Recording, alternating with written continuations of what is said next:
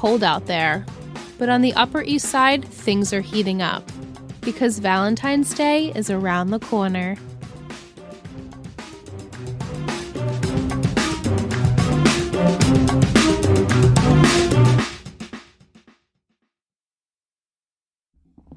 Hello, welcome back to another episode of Three Gossip Girls, a Gossip Girl podcast. I'm Liz. And I'm Michelle. And tonight we watched season 4, episode 15, It Girl, happened one night. I always want to say happened at midnight. I don't know why that is. Is that like something on Passover in the, I know I'm just completely like throwing in the Judaism. Yeah, no, I just want to see if I grasp and can jump with you. Wasn't there one reading, it happened at midnight? Am I making this up? I think it happened at midnight. Sounds pretty poetic. So you guys let me know if I just, it's something. It happened at midnight. It's like you say, like, it wouldn't have been enough for us, Dainu, right? But then there's the other one. It happened at midnight. Okay. I'm just throwing in these ridiculous. I'm trying to.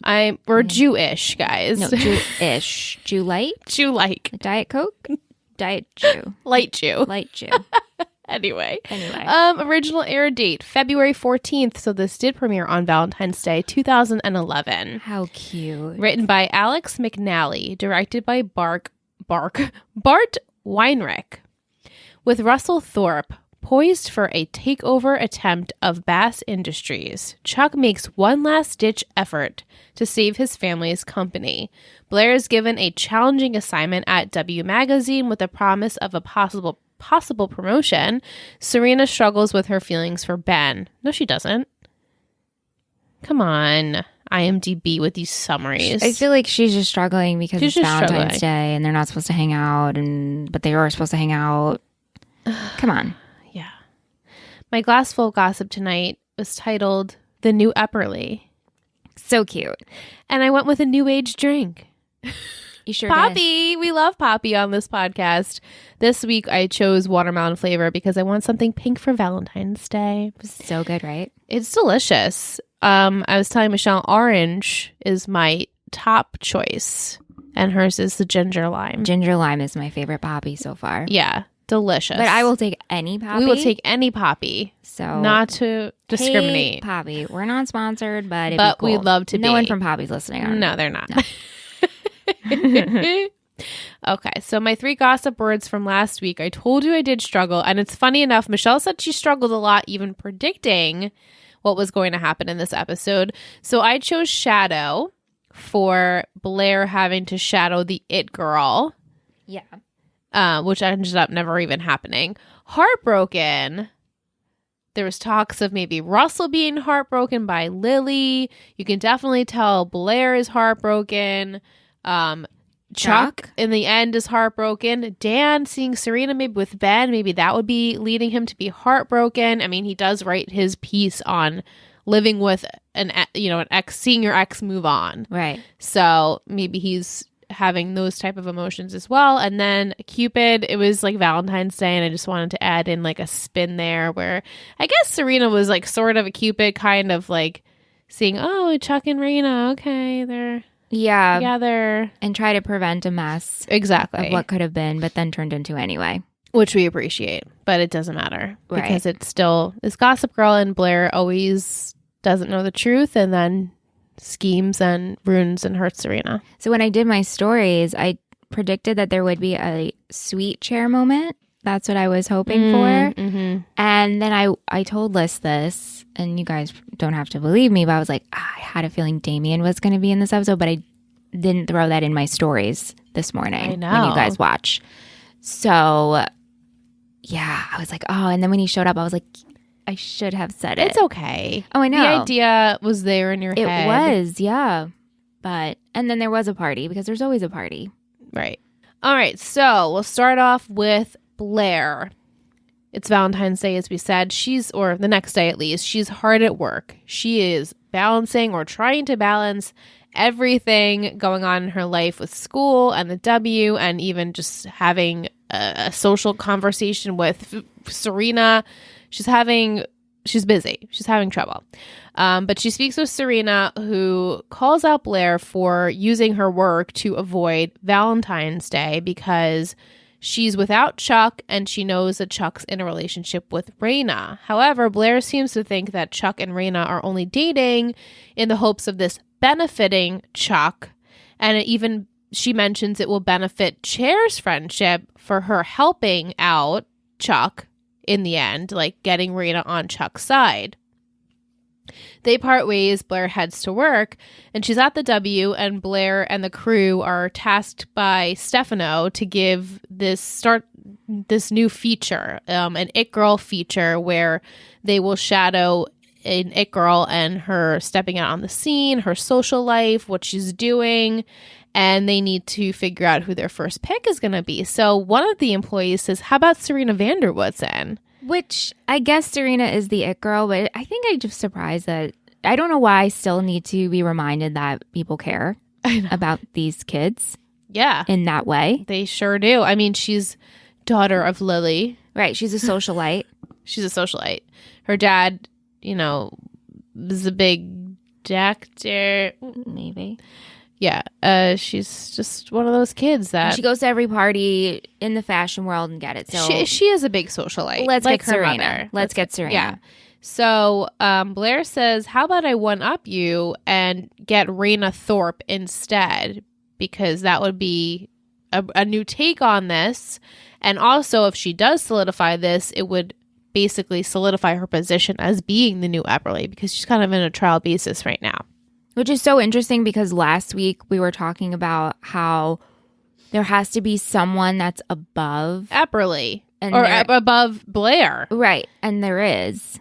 That girl there was saying, oh, I could put you in good graces if you do this. Yeah. It's like, why wouldn't she? Isn't she in charge then? I don't know. I know. It's.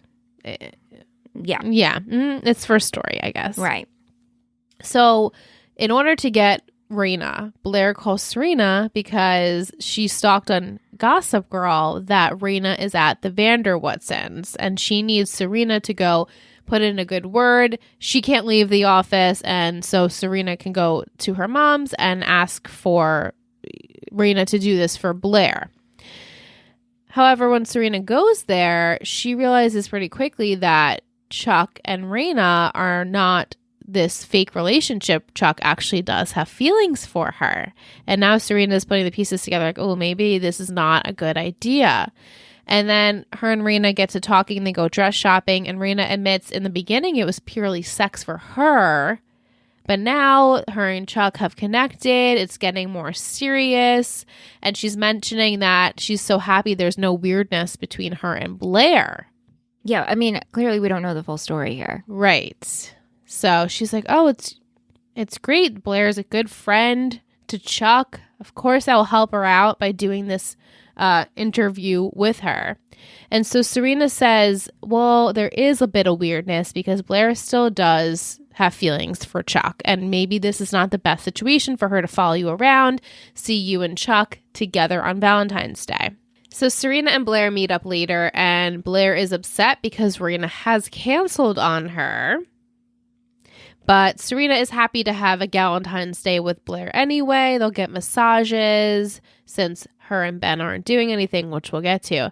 So Blair asks Serena why there's a present for her on the table. Serena says, oh, it's from my mom, brushing it off. But then when she picks up the present, a note falls on the table. Blair is like pretty intuitive and is like, I know she's up to something. Right. And she takes the note and she reads it, and it's Raina thanking Serena for giving her the advice for her to back out of the interview. So now Blair is pissed. I mean, typical, right? This is what usually happens. And also, I'd be pissed too because interfered with work. And it's like, why are you doing this? Like, why are you interfering with something at... And Blair thinks that it's because Serena is selfish and she wants to be with her on Valentine's Day. Right. She doesn't want to be alone. Right. So this really sucks because now Blair takes it upon herself to start this scheme. So they talk about how Serena should go to Chuck's event because now Blair has to work. She's canceling on her. And Serena should go to Chuck's event. She's family. She should support. And, you know, since Ben's not doing anything, he's working tonight, that she should go. And Serena mentions that he's working as a tutor. And Blair now knows because of Dan told her early on that Ben got a job as a cater waiter. Yeah, so of course Blair fails to mention this, and since she's passively aggressively mad at Serena, she then solidifies Ben being at Chuck's party so that she can ensue some drama. She's ensuring that there will be some revenge. There will be. Blair and Serena are at the party. Blair tells Serena she has to work at the party, so can she interview Serena because the Serena thing fell through. And she shines a light on her, and they're interviewing Serena, and she even calls out her like ex-con boyfriend and goes, and there he is. And poor Ben is trying to serve, and he's standing there, and him and Serena lock eyes, and he's like, what the fuck? And she's like, what the hell? And of course, he's like so embarrassed because now Blair just blew up his spot, calling him this ex-con in front of everyone. It's so vicious. And yeah, and now he's embarrassed too because he told Serena he was tutoring. Well, or embarrassment really. All around. She shouldn't be out. She's supposed to be in. He's supposed to be tutoring, and Blair just throws her under the bus. Right. So he walks away. Serena and Blair have their quintessential conversation of back and forth. Blair blames Serena. Serena says, I was just trying to help you. So Serena mentions that she didn't want Blair to get hurt. And obviously you're in denial about Chuck. And Blair says, I'm not in denial. I'll go get Chuck to prove it. Yeah, I'll prove that this is all for business. It's all business, no pleasure. He doesn't actually feel anything for Arena. It's all fake. And Serena's like, I don't think that's the case. Right. And you're just not wanting to see that. And so she tries to go find Chuck. She ends up finding this special room that Chuck has created for Raina on Valentine's Day. Don't worry, we'll get to that bed. He built it. He built it. All her favorite things with, you know, Italian pastries and the bar that she likes to go to, whatever it was. And at this moment, Padge has been following Blair into this room. I guess like to see if she, because he has, which we'll get to, seen Raina and Chuck. Obviously they have a connection, and I think maybe he thinks Blair's going to be hurt by that, and so maybe he's trying to follow her to make sure she's okay. I want to think weird. That. It's a weird transition. I don't know why the writers needed to make him follow people this episode. He was lurking to everyone.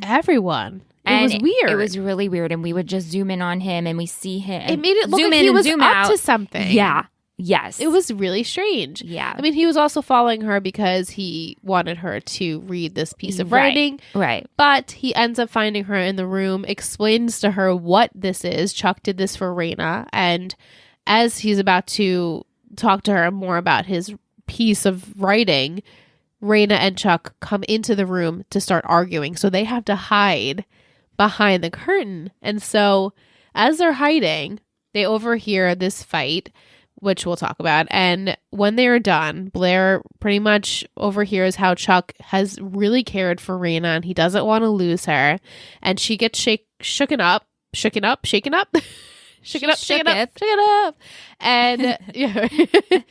And she's upset. And she sits down, and Padge can see that she's upset. And so he decides, I'm going to sit down next to her just so she has someone there. And it's silent, and he just very quietly and gently takes her hand. She lets him hold it for about 3 seconds, and then she just quickly moves it. She kind of squealed up. Oh, we squealed like freaking little girls. Every hair moment, I was screaming. Then this happened, and I was like, oh. We were so excited. My heart. I know. My heart could have exploded. It exploded. The amount when they're on the screen and I feel it and I just want them to just grab each other and make out. I know. I want it to happen so bad. Me too. I feel more of a connection between these two than anyone else all on the other show. couples right now. Same. I feel this the most out of any other couple that's ever been on the show. I think so too, for me. And we've never been this excited. Truly have just made this up and turned it into something that's not there. I know. I don't think this is real, but I'm turning it into something. Yeah, me too. And I feel like in this moment, as she like removes her hand, she's like ultimately upset, but then she like kind of smirks, and then I feel like she went through like a bunch of different emotions at one time, kind of like, I can't believe I let myself get so vulnerable, but also like that was nice of him, but also like I don't know what I'm thinking, and also like, but I'm mad at Chuck. Just like a lot of different emotions, and I feel like you saw that, yeah, and like also like, ew, don't touch me, you're from Brooklyn, right? Like, ew, and so. It was a nice moment. And then later on after the party, Blair does apologize to Serena for her actions, which is nice, but also like, I mean, it wasn't too late at this point, but it was like, maybe you should have talked first. And Serena does mention that, like, I'm sorry I didn't talk to you first before canceling your plans. I didn't realize it was going to jeopardize your job. I just thought it was going to hurt you. I wanted you to, not feel hurt on Valentine's Day. And Blair promises that the press will not know about Ben. That won't be posted in their article. And that was pretty much the end of Blair for now. And we'll go on to Serena and Ben. And then don't worry, we'll get back to the good pair stuff. So Serena, throughout the episode, she and Ben are like going back and forth like, we're not doing anything for Valentine's Day. We're too new. It's too awkward. And I was like referencing OC left and right. I was like, I'm sorry, we Ryan. Every relationship I have, we can't do anything for Valentine's Day because like I don't want to make a big deal about it. Oh, come on. And let it be known, Liz made the OC reference. I did not. It's still an OC reference. You guys can mark it on your bingo if you want. But yes, you can. They're just trying to keep it casual because it's a new relationship. They don't want to screw things up. Why didn't they just stay in and get pizza? I guess maybe it's weird. Where do we do that? Right. You could do it at the Waldorf. Lives. Right. Because if Blair had to work. Right. They didn't want to do that. They didn't want to be like the couple that does things on Valentine's Day because they're too new. I'm like, that's stupid bullshit. That's when you like, that's the good. It's like when you get excited for your first Valentine's Day with someone. Yes. Yes. So. And even Padge said to him like, oh, Serena's fine with like beer and pool. Right. When they talked about Valentine's Day. They could have done something like that, but they don't. And Ben and Serena talk about how it's nice there isn't pressure. They see all these couples trying to figure out what they're buying each other for Valentine's Day. And at that time, Ben does mention that he's going to be working. And so Serena immediately assumes it's something to utilize his teaching skills, tutoring, working for a professor, something. And Ben just doesn't have the heart to tell her that he's going to be a cater waiter that evening. He's embarrassed, and I don't understand this. I guess she knows he doesn't have a job, I know, and she wouldn't care. And she wouldn't care. She really wouldn't, but he was embarrassed. Yeah. And I feel like if you really knew Serena, you would know she wouldn't care. Right. But that's besides the point. Right. And so, as we mentioned before, the party really embarrassed Ben. Him and Serena aren't really speaking at the moment. The remainder of the night, they go without speaking. And just when she thinks he's given up on her, he texts her to meet him at a bar. And so when they do meet, they apologize to each other. She jumped to conclusions, which I feel like she really didn't need to apologize for that, but whatever. And he said, I'm sorry for lying. I just didn't know what to say. I just was embarrassed. And so they end up kissing on the last 10 minutes of Valentine's Day. Woohoo. All is good in the world for Serena and her boo. Enough with that bullshit. Chuck and the Thorpes. Yes. Chuck and the Thorpes sounds like a Chuck band. and the Thorpes. Chuck and the Thorpes. I love it. The Thorpes, Raina and Russell, they head over to brunch at the Vanderwoodsons because they're going to break bread. And olive bread and get to know each other on another level. And Raina wants Russell to have an open mind about them. They're enemies, but maybe they can, utilize each other. And Russell tells her, oh, I remember Lily, and she was non-maternal and was all about business or her social life. And they do not operate like the Thorpes do. Like we are, they're on a different level than we are.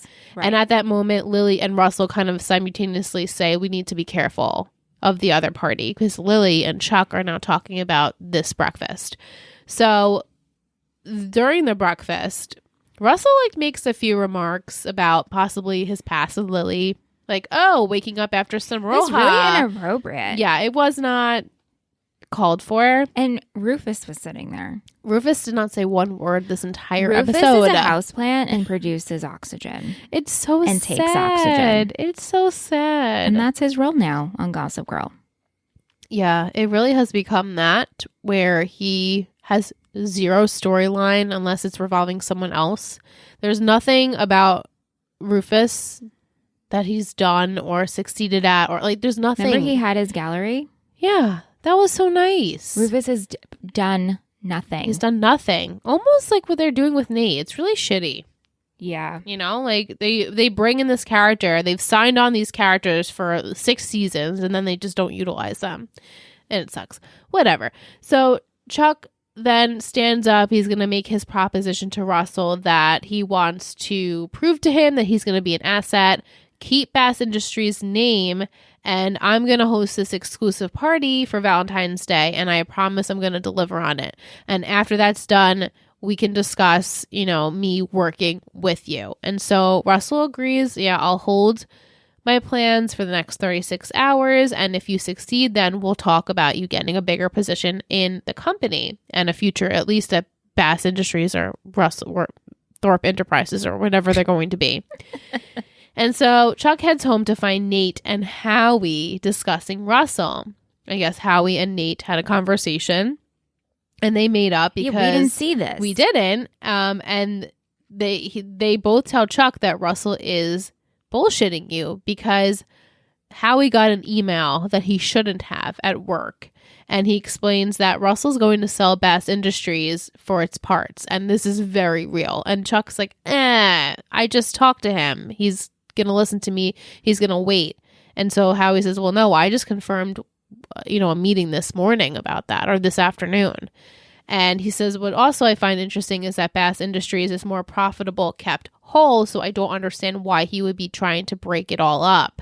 Yeah, it's like he's got this really big vendetta and we don't know why. Right, and so they say it has to be personal because a businessman like that would never break up something so profitable. It's stupid. Right. Bad move. So Chuck is confused by this and calls Raina to see why their fathers actually hated each other because he doesn't understand. And Raina's like, oh, it's because of Lily. Like, Lily didn't tell you.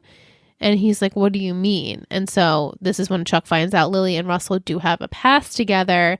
And maybe that's why he's holding a grudge, even though Raina says, oh, no, he wouldn't hold a grudge because of that. Yeah, he would never hold a grudge. I was like, how do you know that? Yeah. So Chuck meets with Russell to say, I know about your past, and if Lily is the reason we have this tension, then I can get rid of her. I can do something about this. And Russell's like, you wouldn't. She's the woman who adopted you after your father passed away. And he goes, oh, okay. You don't think I'm serious? And he picks up the phone, he calls his peeps, and he says that Lily is a risk at his company because she just didn't disclose information. Like emergency board meeting. This is bad. Conflict of interest. And so Lily gets word of this, which she's essentially being fired from the company, and it ruins her Valentine's Day with poor Rufy because now she has to go take care of matters at Chuck's party. So at the party, Chuck greets the Thorpes, and they're very impressed by his turnout at the party. And Chuck tells Raina that she inspired him to take more initiative. And the two seem to be genuinely happy. And so he says, I'm going to show you my Valentine's Day present. And no, it's not his dick. Oh, not yet anyway. Not yet anyway. So during that time, Russell sees Lily, who's not taken any shit from anyone. She's like, my son must have been coerced by you because he wouldn't do this to me. She says, my son is so sweet. I love it. But I asked Liz this, wouldn't Lily do the same? She would. For her business. For her business. Yeah, I mean, this is Chuck's business, and she just wants to help him. Yeah, but she said she did everything to keep his business intact, which I do believe. I do believe that, too. I wish she would tell people what she's doing. No, that's true, too. But yes. I believe that to be true. Yeah. So then Chuck shows Raina his Valentine's Day present, which is a private room at the venue with this huge bed, silk sheets, food, drinks, all of candles, gorgeous. And then they're starting to kiss, and I feel like we must mention Dan watching them kiss. And very creepily. And he's watching them, and he's kind of just like hanging out, lurking, and that's when Lily comes up to him and says, well, where's Chuck? And Dan kind of has to like point to the room. I'm like, why did we need Dan to point to this room? But okay. So Lily enters the room and confronts Chuck about this whole her getting dropped from Bass Industries, and he tells her, oh, you should have mentioned you had a past with Russell. And I'm not going to let you, a socialite, let's get it real. You're not a businesswoman. You're a socialite to ruin my company. Oh, Chuck. Yeah. And then he tells her, he has the audacity to tell her that his adoption was just a business transaction. And when Raina hears this, she has had enough. She's like, stop. She had enough. Which, good for her. Yeah. And she leaves. And then Russell enters because he knows that Chuck just stirred up the shit. And he says, oh, words are overrated. And now that Lily is gone, I have a clear path to destroy Bass Industries. So then Chuck threatens to tell Raina what he did. But Russell's like, there's no way that she's going to believe you. And family means everything to her and obviously nothing to you. And now you have no business, no nothing. Family, and probably no Raina. No Raina. And like, now you have nothing. Wow. This is a big vendetta. Right. To take down Chuck. This isn't even Bart. So what did Bart do to wrong you? Exactly. This is why I feel like once you know the reason, which I think it's next week that we find out, I'm like, wait, we really had to do this to this kid? Wow. I mean, you know. Wow. Whatever. But we'll see what happens with that next week. So, Chuck, of course, runs after Raina because he does care about her, and he makes her come back into the bedroom. And this is the scene we have where Blair and Padge overhear it. But she can't believe that family is so invaluable to him. And he has to explain that he's only ever been burned by his family. His dad was a piece of shit. His mom lied to him. His uncle's a piece of shit. And he doesn't have anyone except for Lily, who now he kind of just, threw out the window. Yeah. And she says, oh, well, you're just going to tell me that you have feelings for me and that you care about me, and then you're going to use me. And he says, I want to prove to you that I'm a different person, but she really doesn't believe him. He says that she's sacred to him. I know. That's a very strong word to use after dating someone for a very little time. It's very little time. And Blair overhears this, and I'm sure this felt like a knife to the heart. Right. Blair wasn't sacred. And so she hears him, but he's saying, well, I think your dad is really the reason why I did this to Lily. And she's like, now you're trying to put a wedge between me and my dad. Like, no, not okay. Not okay. And also, he didn't, he put those thoughts in your mind, but you actually initiated it. You initiated it. So... You're like, okay, let me one up you and call them right now in front of you. Yeah, no, Chuck. No. So, yeah. She ends up leaving. Before we sum up Chuck, I just want to mention that Howie was going to tell Russell he was resigning from his position. Yeah. However, Russell just fires him on the spot because he knew he sent him that email and he knew how Howie would proceed with it, and now he has grounds to fire him.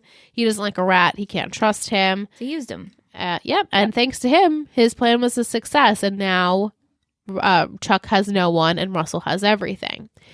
So then the last scene with Chuck, later on, he is drinking with Howie and Nate, and they just don't know what to do. And Russell fires Howie and says, I want my key card for the company back. And so Howie says, I did give him a card, except it was for my gym.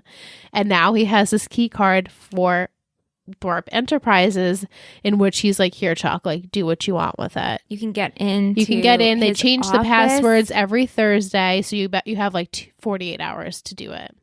It's okay, good. Howie. Okay, Howie. We're like, this is wrong. It's really dangerous illegal, and it's illegal, but dangerous. I'm like super proud. Me too. I'm like, you can take redeemed yourself, kind of. Yeah, like you could take the man out of the career, but you can't take like the schemer out of the man, kind of thing. Nice. I like what you did there with that little quote. Sure. I tried. Yeah. And lastly, Padge. Oh, Padge. She's starting to write again, which is nice. in the hopes of impressing another Condé Nast internship. And in order to do so, he needs to get in touch with Epperly. However, we know Epperly has, gone to Bali and is not in that position anymore. She's on the island, right?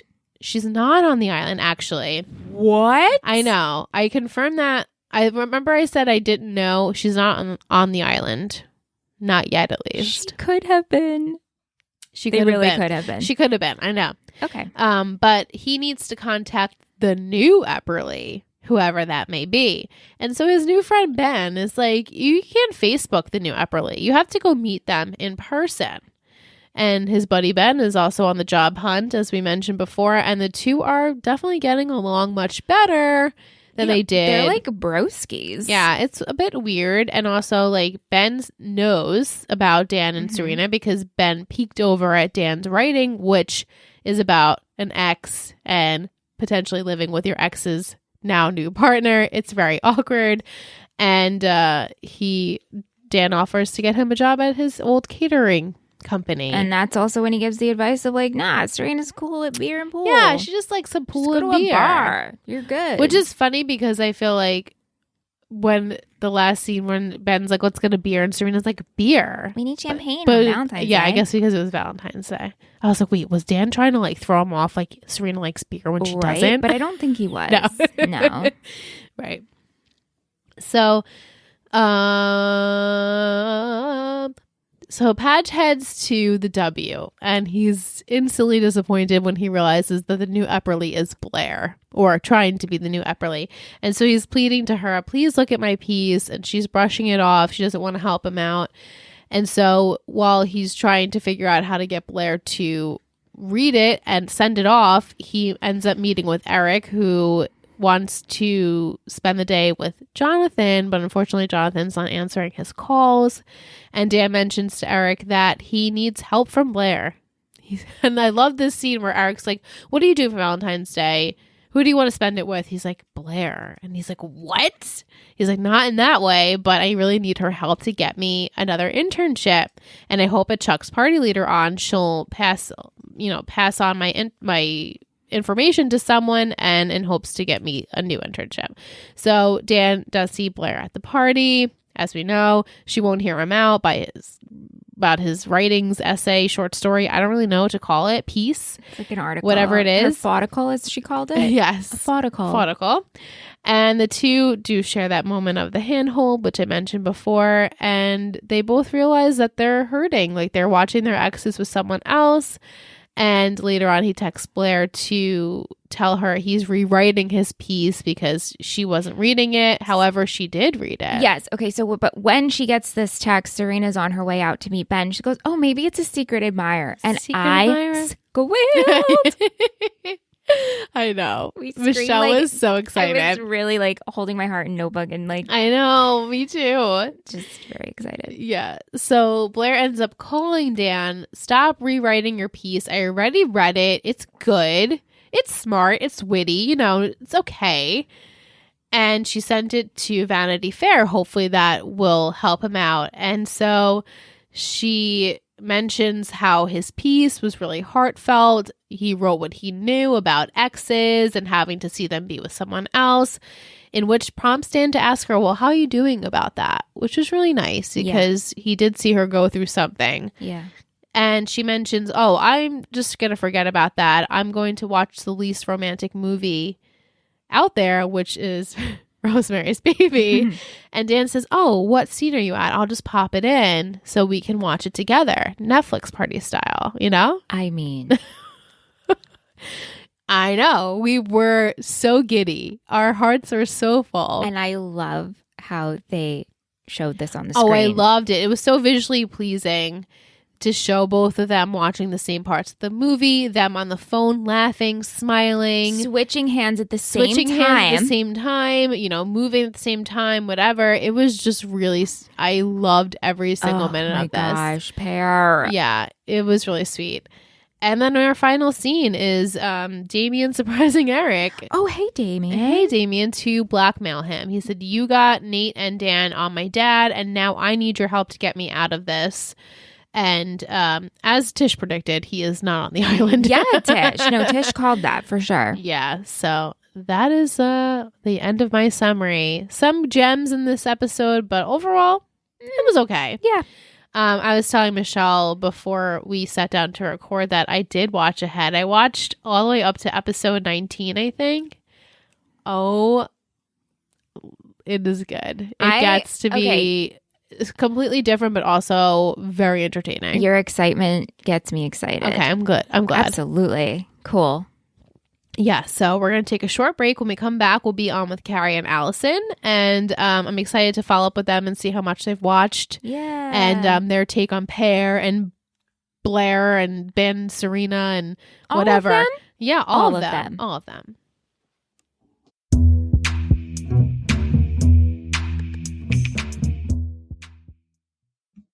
This is Hold Up, the podcast where we watch our favorite rom-coms and decide whether they hold up. Have you ever wondered if your favorite rom-com is a feminist masterpiece, misogynistic garbage, or maybe, probably something in between? Join us every other Monday to see if your favorite rom-com makes the cut. Hold Up is available on Apple Podcasts, Spotify, Stitcher, or wherever you get your podcasts.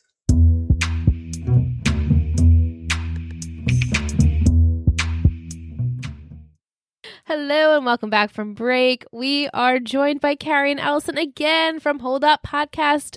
Yay, welcome again. Hello. Thanks for having us back. Oh, yeah. They said So at the same time. It was so cute. Yeah. My awkward transition. We're sisters. How many years apart are you? 2.5. 2.5. Carrie yeah. is 2.5 years older So than that's me. like a good amount to still be close. Like her sister. Yeah, we're 2 years Yeah, apart. They're This is 2 years right. apart. So Yeah. we all like share friends. Yeah. Do you guys have the same friends? Yes. Yeah. Yes. So it's Yep. similar. We have the same Yep. friend group. That's Yep, sweet yep. though. Yeah. So when we last left you, the show has changed a little bit, right? I was trying to has. think like what was happening when we were on your guys' show last. I feel like it was like episode You're like- 7. I'm trying to even think. Blair and Robin was there, and Blair and Chuck had hooked that's up. right. Robin! Robin! Yes, the video of when Blair my gosh. yeah, and they hook up on the piano, the vampire moment. Yes. Yeah. That's right. Blair's embarrassing video of like The just embarrassing having fun video at in the club. quotation. Embarrassing video of just like being a human Oh, I woman. forgot about that. So have you watched since, or did you just watch this episode? Did you continue after this? I continued. I like kept watching. And I like went past the episode and then this week came back and reminded myself. So what how far happened, did you like get? rewatch this episode? That's a good question. I'm like a couple of episodes into season 5. I think I'm like 1 or 2 episodes into season 5. What are you thinking of season 5 so far? I like it. I think I actually so far I'm liking it better than season 4. I'm so happy to hear that. So, Yeah. Awesome. yeah. Yeah. Feel like and I'm not convinced that like I'm going to stay that way, but feel like we've made some adjustments that are useful. Mhm. There's so many episodes. Things go up and down. I had not continued. So this week I watched like episode 8 through episode 15 so that I didn't want to lose the thread. I didn't want to lose the story, which I'm glad I didn't. Because if you jump from 7 to 15, some characters have completely No. changed who they are. Oh my God. Well, Ben. Right. Right. Yes. You'd never be explaining to me how this evil man in prison is now like supposed to be a dreamboat. I mean, I watched all the episodes and I'm still confused. Same. So are We we. don't really know how to feel about him because he just had this don't like like it. drastic change overnight, and we're supposed to like him, and we don't really know if we do. Yeah. I'm And also just like really kind of bored by Yes. that relationship. Yeah, I don't like him. I don't like find him appealing No. as a love interest. I I don't also, really like- believe. I don't trust him. this is like really rude, but like I'm not all that attracted to him. So like No. at least like with the professor, like I got to Mhm. look at it, I enjoyed looking at him while being confused by the relationship. But this, I'm just like, okay, I'm over she it. was like in love with the professor. He breaks up with her, and she's like, "Well, I guess now I'll choose between. Penn Badgley, Yeah, someone, uh-huh. Dan, and Nate." And then there was that whole thing where she was like, "I have feelings for them both." And I was like, 45 minutes ago, you were in love with the professor. And now you're over that. And it has not been that many episodes since we were last here. And 4 men have made it through Serena's life. I do not want to slut shame, live your life, but I will love shame. You have too much love in your heart. This is why we're friends, guys, because we've been talking about this ad nauseum for weeks and weeks and weeks, because it is so frustrating to watch as an audience member, to watch Serena just go from relationship to epic love to epic love to epic love to her. Yes. And you're like, wait, Serena, you literally just got out of the cab, breaking up with the professor, into Dan's arms, and then Nate shows up, so now you don't know what to do. Yeah. It's just so incredibly frustrating, and I'm so over it. And I'm hopeful when I get to season 5, I'm going to be like, okay, here's some more Serena growth, or any Serena growth at this point. She needs to spend some time alone. You need to spend some time by yourself, really figuring out who you are as a woman. Yeah, I said this last week. I mean, is this her character? Is she just going to go from guy to guy? And if that is, that's it. But can we just have a little bit of growth where she's just by herself and maybe a career or something? This is just what she's here for? Yeah. Well, but also, if you're going to make her the character that goes from, epic love story to epic love story, at least let them stick around a little while. And not that I'm arguing that Ben should stick around, because I'm truthfully over that storyline. But but I just it's like whiplash. I'm like, what? How am I supposed to believe that you're your connection's so deep that you're gonna forego, your whole family and whatever else, and it's been an hour. Dan's just sort of okay with it. He's like, you're the great love of my life, but that's also true of my best friend. So we played basketball and agreed to let the best one have you. And now I'm going to help out this guy because, I guess I'm just a nice guy. It's Dan, have some emotion about it. How are you guys feeling about Pear, Padge, and Blair? Because I'm shipping them hard. Love it. Oh, I don't want them to fall in love. But this is I'm obsessed with. So when I 3 days ago started watching the interim episodes, I was like, oh, I really like this friendship they've got going on. I'm bummed I'm not doing an episode we'll be able to talk about it, because I'm sure it'll be over. And then I got to this episode and I was like, they're fully with Haley and Sally. Right? Yeah. Oh my God, you're so right. I love it. What a good reference. Because Michelle and I are beyond we've been putting pairs on everything, because we're like, Padge and Blair, we love them together. Pair everywhere. Everyone in our Discord's like, Pair. We've gotten everyone on Team Pair, and it's just fun. I just love their dynamic. They're very comparable, but also very, different. Yeah. It's just really good. I have kind of a hot take about them, and this might get me some ats, but I feel kind of like Penn Badgley and Leighton Meester are maybe 2 of the best actors on the show. And so when you allow them to, when the writers let them play off of each other, it's some of the most interesting stuff that's happening. So I was going to say the same thing, and it's not. Yeah. So it's not. They're they're the 2 best actors on the show. They are the funniest actors on the show. Yeah. And they're I think playing they also, with each other. They bring the lightheartedness. They bring the fun. Way more believable than any other. I just buy it. Yes, more. It's very And again, believable. I'm fine with them just being best friends. Yes, I'll take that. I would take that too. I love that dynamic together. Mm-hmm. Yeah, so we're hopeful for that. Hopeful. The hand motion, touching the hand was really freaking so sweet. And then we just screamed out loud when they were watching TV separately in bed. It was just it was just so sweet. They're just chatting and they're moving the phone at the same time on the other ear. It just it's they added they're intellectual. Yes. And it added a rom-com effect to the show, which I feel we needed, because it's so dark sometimes and so dramatic and heavy that we need this light. Let's just be goofy and fall for each other or not fall, and it's just sweet. I just really like it. Yeah. I agree. What about I also think there, what was I going to say? Something about them watching the movie. Oh, I feel the other thing I like about it is Blair still gets to be Blair. Blair is still all the things we love and hate about her, but then he kind of brings the softness out in her without changing like who she is, you know, like she still gives him a hard time about submitting his article, and she's still, you know, like she's still Blair, which I appreciate. But I think she's definitely softening though. And I don't know if that's because of him or that's just because, oh, now I'm not with Chuck. I need to grow on my own. So I need to do this for myself, which I really appreciate. I think she's realizing faster when her schemes don't work out. And she's like, oh, I shouldn't be doing this anymore. Yeah. She's like, getting I'm there sorry. quicker. Yeah. Yeah. Yes. Thank goodness. That's a good point. I was waiting for this moment for Blair. I remember the first time I watched it, I was like, yes, Blair's amazing. She's such a queen. And then I was watching it for the podcast. I'm like, why did I ever think that? She's so mean and awful. But then she finally got to this moment on the show where I'm like, okay, I get you, Blair. Right. I understand where you're coming from. I may not agree with your actions most of the time, but I see the softer side. So that's all I can ask for. Well, and like the things we're asking for from Serena, which is like take some time by yourself, like discover a career. Like Blair's doing that. She didn't know what she wanted in a career until I think it was Dan was like, no, you're a arbiter of good taste or whatever. And she like realized she should be the next Anna Wintour, which like I would watch that Devil Wears Prada too. Yeah.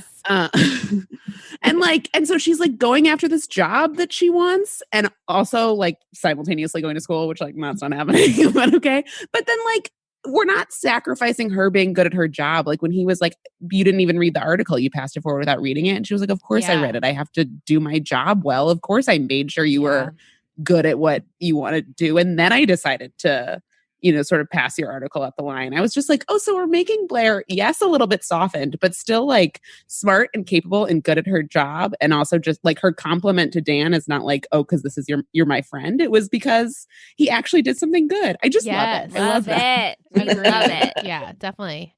What do you guys feel about Raina and Chuck? Do you feel so much falling in love so fast? Right? I also don't believe that these two people are attracted to each other at all. It's like I don't believe these two children are in charge of corporate. Well, that's a whole other discussion. Right? No, but we talked about how we don't feel there's any chemistry between the two characters at all. Yeah.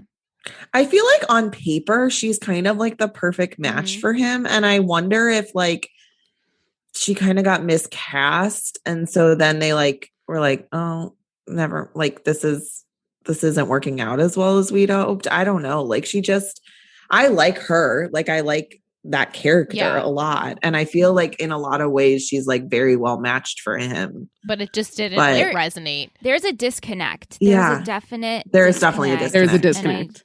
Because it's true. We say that we like her and it should work, but there's nothing. It's nothing there. And like the things he's doing, particularly in this episode, like the Venice date for her. And, you know, like he's doing things that I'd be like, okay, that's Chuck, sweet. Like I'm seeing some effort here from you. But I agree. Like there's just something that's not connecting for me about this couple. Yeah. At least we're not alone. No, I'm not feeling it. No, I don't. Okay. I'm so glad. Yeah. Let's get into some questions. So Will has a question for us. Who do we think is the most underrated character in Gossip Girl up to this point? We were talking about how they have not utilized Rufus whatsoever in like the last 4 episodes at least. He's a houseplant. He's a houseplant. Oxygen. That's it. I feel there the to be way. Her trophy husband and to be like, what are my sons doing wrong? Right. Like, I feel that way about Nate. And Nate. Like poor Nate. Yes. Just is there like if somebody needs like an extra body for a scheme or like we need a plot device, like we'll call in Nate, and it's like poor guy. Like that's because his entire character is like, I'll do whatever you guys want. Yeah, exactly. Yeah, and I'm just trying to bond with my convict dad. I just want everyone to like me. I feel like as much as when we had the Archibalds in there and we complained about it, at least it gave Nate something.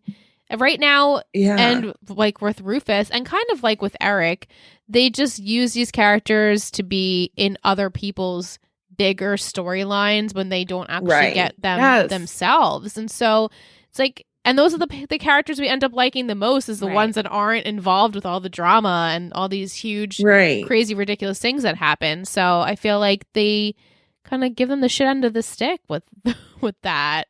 Yeah, I was going to say Eric. I feel like we really breezed through a juicy drug addiction storyline. And it was just like, it was like a line piped in there that was like, he's addicted to drugs, but don't worry, he's over it now. And I was like, I really think we missed a storyline here. Mark on that one. That could have been good. Yeah. Maybe this was interesting. Get Lily involved somehow, and Serena, maybe this would be the moment that Serena's like, I need to change my life. What have I been doing? Be there for my little brother. He like showed up and brought Rufus coffee and was like, the only drug I'm on is caffeine. And I was like, I need you to, that's not how this works. We need a little bit more from you, and we need to understand. You got over this way too quickly. And I'm interested. I like Eric. I'm interested in it. Like, I want that storyline. Yeah, agreed. It's sad to me. And then last episode when he was saying, well, I have no friends.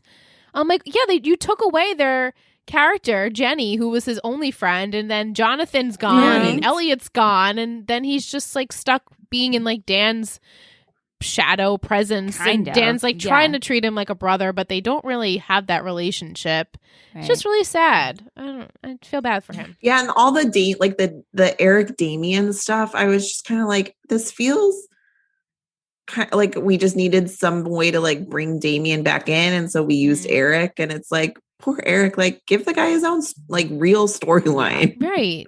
I know. Yeah. It sucks for him, but so will we agree, Eric? And I guess and Nate. Eric and Nate. Nate, yeah. Poor Nate. Mike wants to know, will Chuck mend his relationships with Raina and Lily? Lily, yes. I think I would what's that phrase? Hazard a guess that Raina's not like sticking around for a few seasons, but he's got to fix his relationship with Lily. She's your mother, son. Yeah. When he did that, I was like, what? Have you lost your damn mind? Only parent that's ever been nice to you. And then for him to tell Raina, like, your dad made me do this. It's like, well, no. You picked up the phone. Maybe he manipulated, but you did it. You decided to do that. So... Which I did like that Lily said, he's like, you'll pay for this. And she's like, you're responsible for your own actions, child. Like, yeah. I don't know. I like Lily, and I think her children should give her more respect. Well, all million of them. Right? She's got so many. Her natural born children, her adopted, her half-blooded stepchildren who's also, right? Her stepson who's also in love with her daughter. It's all disgusting, and I want the children to respect her. Right? It's so true. Oh my goodness. I think he'll mend with Lily, though, but... Yeah. Yeah. Will he save Bass Industries? Yes. I still feel like, I don't know how, but I feel like he will, because what else is he going to do? Right. Well, now he has that key card. Who is Chuck without... He's not going to go to college and like find a career. Like, this is all he has. Right? Does he even go to Columbia anymore? Remember, he was there for like 1 minute because he was trying to get back at Blair. Oh, right, and he had a briefcase. He was like, I have my briefcase. I'm ready for class. Remember that. I had completely forgotten that. It's always forgotten that they go to college, so it's fine. Right. I also feel like you said, like, what's he going to do if he doesn't have Bass Industries? And I don't feel like Raina and Russell are sticking around long term. Like, I feel like he, like, particularly Russell, I feel like is our villain, so at some point he has to like get his comeuppance. Right. So unless somebody else is going to take over Bass Industries, like, I feel like Chuck and hopefully Lily, I feel like you can't break family. They're going to team up, and like, this is the end of the second act of the season. They're bummed and apart. They're going to team up and take him down with the help of the captain. Is that what we were captain? Yeah, he's the captain. He had a little bit of a redemption, Howie. He did. Here's the card. Yeah. Go get passwords and stuff. It's also like I love legal. That the key card's interchangeable with like a gin one. That the guy was like, absolutely, this is correct. No, right? Like Russell didn't. Think. No. Yeah. Oh my goodness. Yeah. How will Eric get out of being blackmailed by Damien? Ooh, that's a good question. He definitely can't do it alone. So I really hope it's Serena like showing up to be like a decent sister, which I don't know why I have that faith in her since she's never shown that before. But I do feel like she and like maybe Ben, maybe to give Ben some sort of point, will show up and get him out of trouble. I've seen it and I genuinely don't remember. Actually, I've seen it and I generally don't remember. And I only just watched it the other night. So right. Because again, I think it's one of those storylines that like suddenly we've wrapped it up and I'm like, I feel like that was going to be more important. Yeah. But evidently I feel not. like this plot, they kind of like make it like this is going to be really crazy. And then it's just like, meh. So are they doing this for Eric? Like, why are we bringing Damien back? We could have had Damien leave and just be the end of him. I don't know. You know what I mean? We didn't need to do this and we could have done something else with Eric. Yeah. So did we bring him back for Eric? Unless there's more to come. But... I think, well... There's something now that I'm remembering what I watched. Yeah. There is a reason, I think, why we needed Damien. And it's like, it will make sense in a few episodes. Yeah. Yeah. Not that I liked it, but it will make sense. Okay. Yeah. I mean, we already know the answer to this, but Audrey Ann Marie wants to know pair thoughts in this episode. Oh, fireworks. Will it happen Love them. now that they had that couch moment? I guess a relationship, she means. Listen, my heart wants it and my fanfic part of me wants it, but I think they'll just be friends. And I'm here for it. Yeah, like, was that couch moment meant to be romantic or was it just, like, is this the one? I didn't take it as romance. Like, heterosexual couple that we just know will stay friends, and I want that. Other than Serena and Chuck, I feel like Serena and Chuck are and it's also disgusting because that's the one brother, siblings, not her blood brother. That she's like, well, I draw the line in my brother, not you, Dan. I draw the line in That's so true. That is so true. So true. Yeah, I mean, also it's like the writers were like, she can't fall in love with Chuck. She's her brother, and then someone was like, but what about? And they're like, oh, don't worry about it. Like, it's fine. I think because Blair and him have that history that they're like, oh, that's fine because she would never date Chuck because of Blair. Right. Not that, oh my God, imagine that relationship. That's he's disgusting. So disgusting. Yeah. Yeah. Gross. No one should date Chuck. No one. Nobody. Except for Eva. Oh. Do you guys remember Eva? That was it. But she was Fleur Delacour. She ended up being too good for him. Yeah. You know? It's true. I want to see more. What was the question was, do we like pair? Was that the we kind of already talked about that, but yeah. Maybe a potential relationship. I mean, I took the hand as a friend. Yeah. You know, like, I'm here for you. I agree. And she almost allowed him to be there for her. And then she was like, wait, no. Right. I still really haven't forgiven you. And I'm not into that. I would not be opposed to like a current day rom-com with those two actors, though, if you wanted to give that to us now. That would be I'm good. just saying. That would be really freaking good. Really, really good. I'll write it. It'll just be like When Harry Met Sally. Pretty much.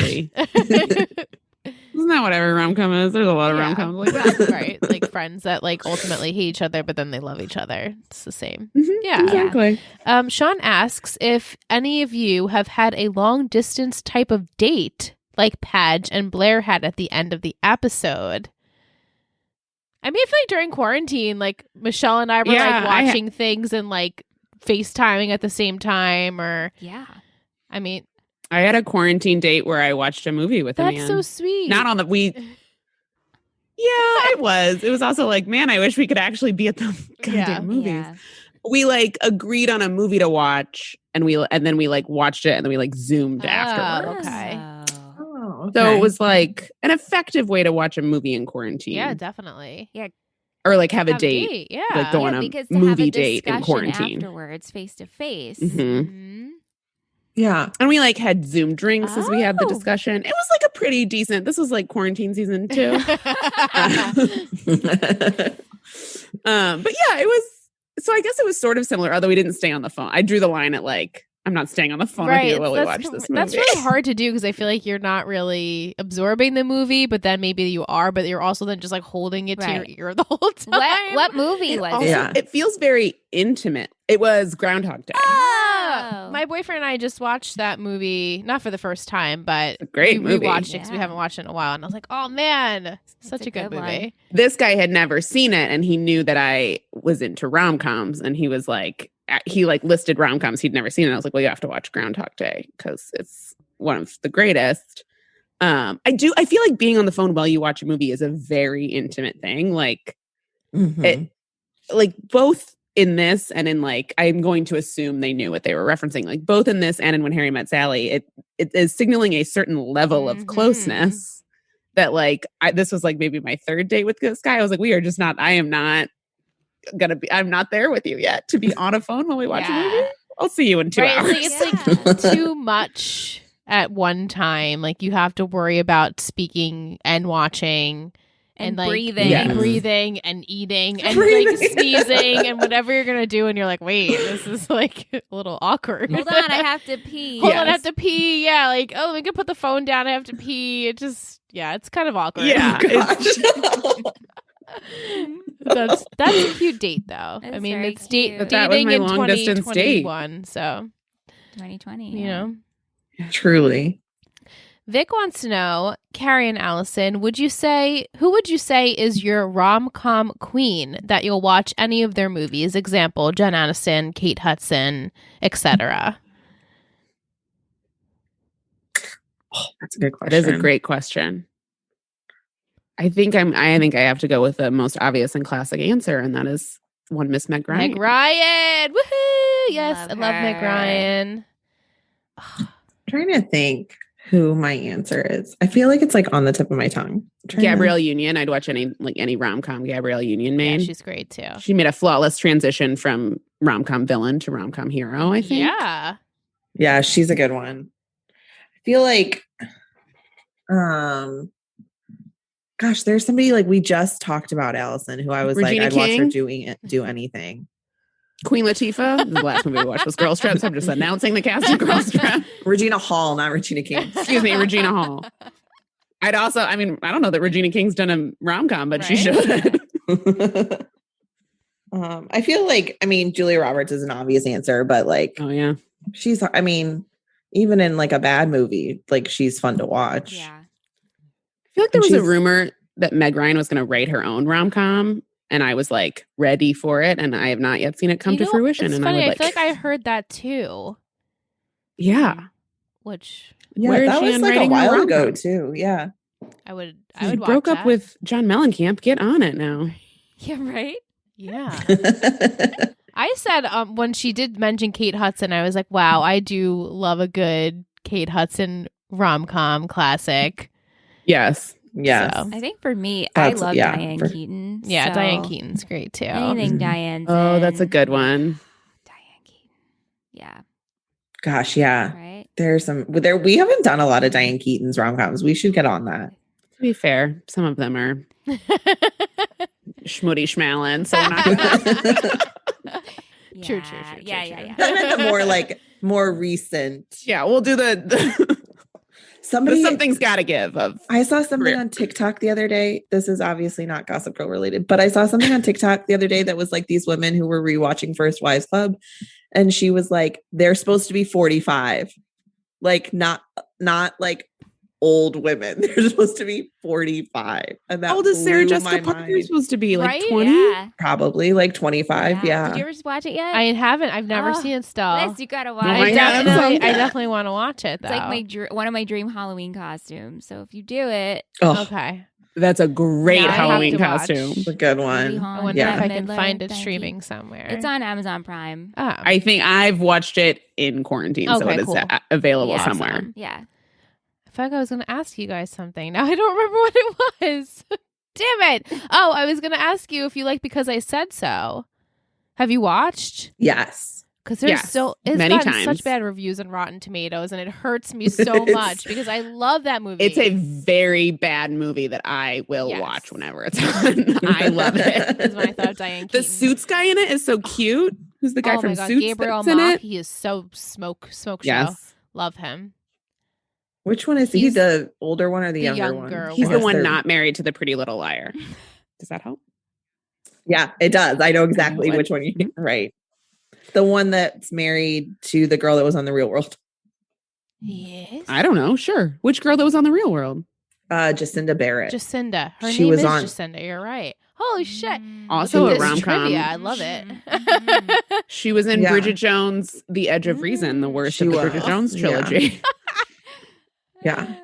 I thought you were getting her confused with Jamie Chung, who's married to the Brian Greenberg brother from Bride Wars, who's also on not the OC, One Tree Hill. God, Brian Greenberg. I'm very attracted to. Yes. Very good I looking. forgot he's on One Tree Hill. His hottest role ever is Bride Wars. Is Kate Hudson's Hudson's brother in Bride Wars. God, I love Bride Wars. That's another good one. That's another really good one. That's such a good one. Yeah. Yeah. Bride Wars is written by two of my absolute favorite women to have ever walked the planet, Casey Wilson and June Diane Raphael. So I'm just trying to make them my friends. So. They wrote a really good rom-com. So if they listen to this podcast, just reach out. They're listening. Yeah, those are some good movies. She wants to know how are we feeling about Blair growth? I mean, I think we've already talked about. We love the Blair growth. Yeah, we had a. Yeah, I'm really enjoying Blair right now. Too. I think she's just fun to watch, and I think her storylines haven't been particularly dark recent, in the last string of episodes. So there's a lightness there that I really like. There's a real Leighton Meester is and maybe people didn't realize this until more recently when she started doing sitcoms, but she's very funny. And I like it when Blair gets to be funny and also a little bit vulnerable and like Carrie said, she and Penn Badgley are carrying the team. Yeah. And I like it. I like her. I think she's endearing. And I don't know. I'm here for the Blair girl. Same. Yeah. I think, I mean, this is really premature, but if I had to pick a favorite character, maybe at the moment, that's a main cast, I guess I would go with Blair. No, me too. I think we discussed this a couple weeks ago about this. How Blair really is the one who, because I guess we're seeing her grow. Everyone else is just yeah, they just stay the exact same. I mean, there's always this hope for Chuck, and he ultimately kind of just have hope for Chuck. Throws it away. No, and I'm so desensitized to him and his antics and the way he just appears. I his entire being of a character, just I could just do without. You don't need to be on the show, in my opinion. Yeah. But he is on the There's show. There's an irredeemable quality to Chuck. You cannot. Maybe I am overly sensitive, but I don't think you can have a character attempt to rape someone in the pilot and then make me want to be like him. I can't get past. She's in my brain. I know. And I have been saying this since the pilot. I'm you guys will not convince me otherwise. Right. And I get that it was 2007 or whatever, and maybe we were in it, but it's just I can't get past it. But I also think shit. But if you're gonna try and redeem a character that commits sexual assault or tries to commit sexual assault, you got to do a lot more work than Chuck is doing. Yes, that's true. Maybe if he genuinely apologized and was I've done terrible things, I'm working on it, then I'd be okay. And we can't have him do more shitty things on top because it's just growing. The list is exactly. Right. No. Right. Then completely lose that tough ass business type persona, lose that whole thing, become a human, maybe start. What was the season reading where with he Dan, kind of became a human? Was it 2 or 3? Where he was the only one growing for a hot second. I think that was 3, and then that just completely that went completely downhill. Yeah, I think that was 3, but then he sold her for the hotel. Right. So. What growth? You can't be out here selling women and then wanting me to root for you. Exactly. So he just is not ever going to be redeemable.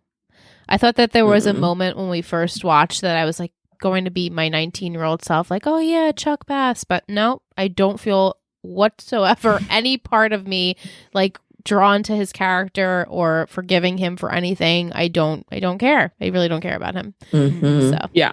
Get off my soapbox and just go gently come down. So true. But, yeah. She also wants to know, out of all of the relationships, or maybe someone who she hasn't been with yet, but who is the best fit for Serena herself? But that's not the game, I guess. I don't. Al, I feel like you have an answer that you're There's just still, and I should get shit for this answer. I just will always root for Serena and Dan. Oh, that's not shit. I'm manipulated by the show. I know who we're supposed to be rooting for. I think she's mean to him and he lets her be. Totally. I'm like, I just root for you two siblings. We have a ton of listeners that absolutely adore them as a couple, and they'll never give it up. So I'm sure they really appreciated. Yeah, they're probably saying that, cheering. So they're thank like, you. "Yes, Seth! I mean, woohoo!" is she like? Is he a better person than she is? Mm-hmm. Yes. Does she need to be by herself for at least a year and really figure out her own shit? Yes. Yeah. Should he maybe, like go off and become a writer and meet some like weird hipster girl and fall in love with her? Would that be best for him? Mm-hmm. Yes. But you know what? I know what this show wants me to want, and I'm giving it into it. Lean into it. Yeah. Yep, exactly. Yeah, I'm trying to even remember if I even liked their I don't think we were like the relationship much when it first started. I think maybe it worked the best, even though it was not working and it was dysfunctional. But compared to all the others, yeah. Well, I feel like the lightest was her and Nate. Yeah, like I did like them together for a while, but then she also like stepped all over him, and he just was like, whatever. I think Nate is more of a doormat. Yeah, maybe that's the right. He's a doormat. Yeah. Mm-hmm. And so maybe that's the right relationship because he's happy that way. He is happy. He just wants Nate. to be with Serena. Whatever that may be, he'll take it. And she's like, yeah, you're going to take my shit. Go take my dry cleaners. Go do it, like whatever it is. She'll do it for her. Maybe a non-challenging relationship is the best for maybe that. like just simple. How about, this is probably more fun to answer. What is your least favorite relationship? Of Serena? Yeah. Oh my God. Right? Really hating Ben right now, so I feel nothing for it. Like, I don't think they have. We talked chemistry. a lot of chemistry is shit about terrible. Aaron Rose. Yeah, remember that? I was gonna say Aaron fired Rose. up about Aaron Rose. He didn't even. I don't remember. I don't know that I remember Cyrus's son. He was like the artist. Oh. Yeah, that was a while. That was like season 2, a while ago. Yeah. But we were super fired up about him because he was like a womanizer, and then was like, I'm going to date multiple people at the same time. And she was like, wait, what? I guess I'm okay with that. I'm not okay with that. Yeah. Yeah. Don't love that. I just have equally I think I liked Nate the most, but that's a faint, distant memory, and I probably could just get over it and real quick and Yeah. call it a day. Yeah, I'm not sure I've seen Serena with anyone yet where I'm like, okay, this makes sense. And she's on season 5, so. Right. Yeah, Carrie's that. So we're doing good. There was fully a scene at the end of this episode is like when she went to that dive bar, which like in my quarantine brain, I'm like, all I want to do is be in that dive bar. How dare Serena, who doesn't belong there, take over my sacred place. But she and Ben were kissing, and you could like see the actors not being into it. And I was like, there is no chemistry between these people. It was like Blake Lively was like pulling back. No. It was just I also I'm not feel here like for this. If you're gonna have us get past the fact that her mom put him in jail and and his sister plotted against her and almost ruined her life, then you got to give me some hot chemistry at the very least. Yeah. And it's just not there. She sent him a bookshelf. Oh, and he was then gave him a book. It. That was it. And I'm like, I'm supposed to fawn over this? I feel like there was potential for her to really, I mean, this is always a Serena way, but her to be really into him because she is really into him, and he kind of was like, wait, we shouldn't do this, but we are going to do this. Yeah. So I felt like maybe at least from her perspective, let's just be all passionate and hot and heavy, but there's nothing there. There's just nothing there. Mm-hmm. I also I liked the flashbacks where he was being a good teacher because she was a child and being like, I'm not attracted to you. This isn't happening. I liked seeing Serena get rejected. Yes. Maybe that makes me a bad person, but I just feel like she needs that. And so I don't like that now. He's like, never mind, I'm into you. Right. No, Serena needs to be rejected because she never has. Yeah, and she does say that she liked him more because he rejected her. In therapy. Mm-hmm. In therapy, which she should be going to more therapy, but she doesn't. I mean, all of them should be going to therapy. Here they're marking their bingo box that we said they should go to therapy because every week we're like, they should go to therapy. They need therapy. Should, though. They really should. All these people need therapy. Serena more than anyone, but all these people need therapy. All of them. Yeah. Some group therapy sessions for sure. Yeah. Yes. So. Yes. Serena. Yeah. Anyway, next, Tish says, Carrie and Allison, will you ladies be watching the reboot of Gossip Girl? So I saw someone tweet today and I connected very deeply with it. I saw somebody tweet today, like they retweeted the announcement of the cast and they were like, I can't possibly do Gossip Girl again, but I'm happy for the use. And like, that's how I feel is I'm like, I'm happy for like the Gen Z and like that they've got their Gossip Girl, but like, I'm not sure it's for me. I sort of feel like I won't connect with it. Like there's something about watching them use a flip phone and like T9 word text that just speaks to me at that age. And it's like, I have a side part. I wear skinny jeans. It's not, Carrie's right. Like it's for the Gen Z. Right. So it's, I think, and I don't know, will it cater to them though? Because it will be HBO. So, I mean, I'm assuming. I don't know. That would be like, I'm thinking about like my 14, 15-year-old cousin who loved the original Gossip Girl, binged it. And I'm like, wait, you're so young. Why are you binging Gossip Girl? So I'm like thinking, she would probably really enjoy the new Gossip Girl. But it's like. Yeah. I mean, the cast looks young. It looks like it's all like teens which or is like nice 20 because, young 20-somethings. They're normally like 30-year-olds playing 19-year-olds or whatever. So it's nice to see them actually look their age. It's also a far more diverse cast than the original cast, which is nice to see. That is good. Yeah. I mean, I'm sure we're going to definitely dabble in it. I'm curious. Just check it out. I'm curious to see how they're going to do it. I'll probably. Right. I say that it's not for me, but like I'm the one that like binged that like Pretty Little Liars ballet knockoff that was on Netflix. So like I say I'm not going to. Was and then that I probably Bunheads? will, so. No. Loved Bunheads. This was apparently, I never watched it, but both Carrie and a friend of ours was like, it's the worst show you can binge. Wait, The Perfectionist? It makes no sense. That was the Pretty Little Liars spinoff. Was it actually a Pretty Little Liars spinoff, or you were like just no? It just had it opens with like a girl, Tiny Pretty Things is what it's called. It opens with like a girl has been injured. She's in a coma at this like elite ballet school, and then there's like a new girl that replaces her, and it's all about like what happened to her. And it's there's lots of like, teenagers like doing drugs and having sex and murdering my friend people. described the writing as like she was like, the writers were just in the room and like throwing darts at plot points and then like putting them in a script, and none of them made sense together. Oh God. No, it is truly a terrible show, but I watched every minute of it. So you hate watch. It's like a hate watch. And then when you're done, I'm like, that was me with Emily in Paris. I was like, why did I just waste my whole time watching this show? But I watched Season 2, Emily in Paris. I really like it. You mean Amelie and Perry, which is apparently how it's supposed to be. That's right. Yeah, I don't know why I did that to myself. And then I told Michelle. Michelle's like, "Oh, but it was sweet." I was like, I like just whatever. I don't know what I was looking for when I watched it. Super light. Yeah, it's fluff. It was fluff, exactly. Which kind of needs sometimes. Yeah, so. you do. I liked it.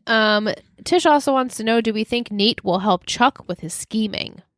Or I guess he needs to do something, so I hope so. Yes. Yeah, I absolutely think Nate's going to help Chuck because what else is he doing? The writers are like, we are paying this actor, I don't know how much money an episode. He has to do something. Right.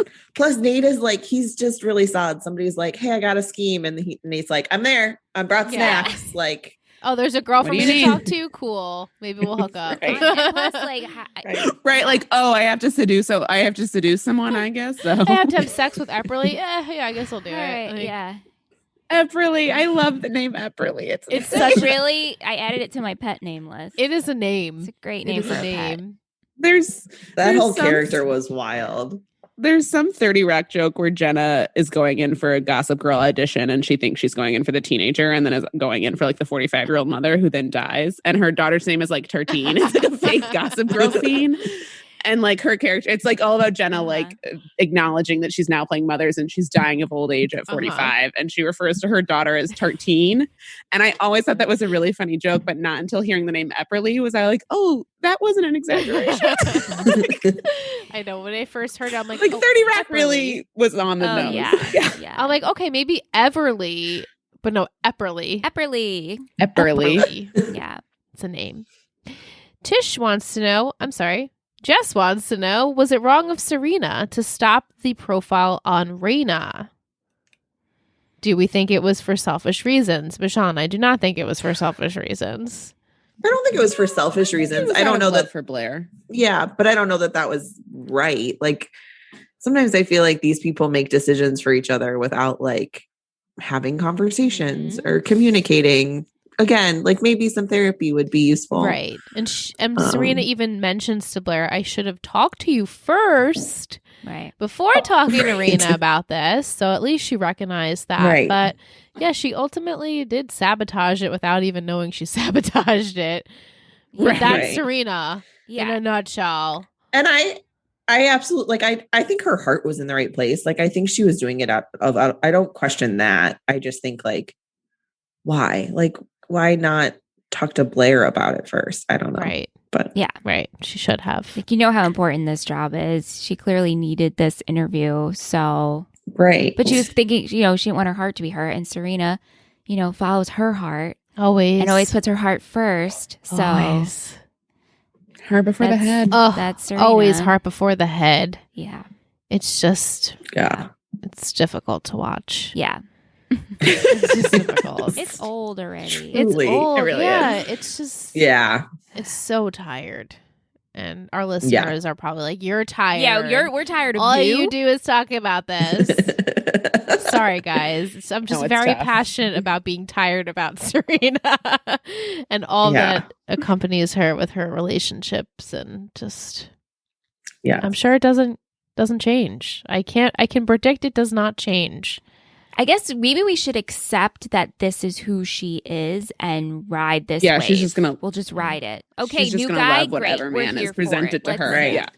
Okay, but then you got to give me some hot guys. Yeah. And chemistry. And chemistry. Yes. Right. Yes. Yeah. Totally agree. We know Blake Lively is capable of it. Yeah. We watch her with her real life husband. It's very hot. Yeah. Like, let's get someone in there. Give it to us, and I'll ride. Give it to us. Yeah. Yeah.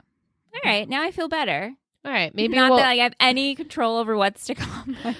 You're like, let me call up Gossip Girl 2010 casting and see what they can make happen 11 years ago.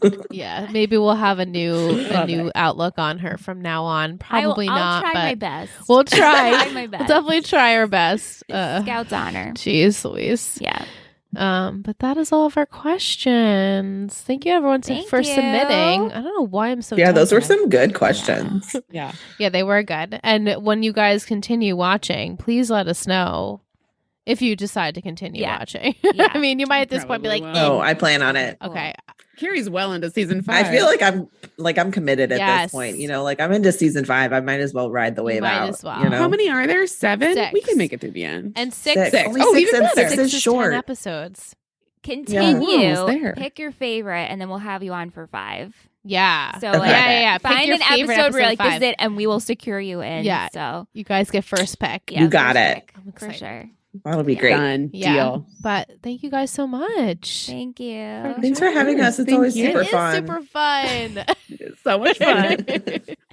Yeah, definitely. You guys will come on for season 5, and it will be. I'm excited to be in a whole different season. Me too. Get rid of this, hopefully, patterns of everyone, and on to bigger and better things. But exactly. Yeah. So if you guys want to check out Hold Up Podcast, all of the links will be in the description for the episode. So you can go follow them on Instagram, go listen to their podcast about all rom-coms, and does it hold up in 2021?